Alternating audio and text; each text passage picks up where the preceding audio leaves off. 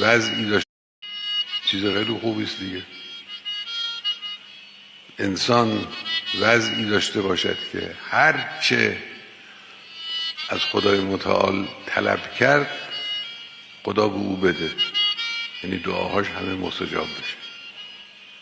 اگر میخواهید به یک چنین موقعیتی، فرصتی، نعمت بزرگی دست پیدا کنید، راه داره.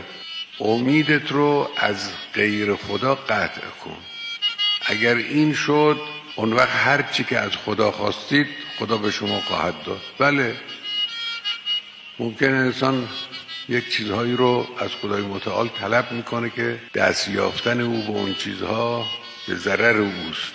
گاهی ماها دنبال یک چیزی میریم که اگر دستمون به اون چیز برسد این به ضرر ماست، خودمون نمیدونیم. خدای متعال در اینطور مواقع اگر لطف کند، تفضل کند، نمیگذاره، عایقی درست میکنه بین ما و اون دست یافتن به اون چیز که دست پیدا نکنه.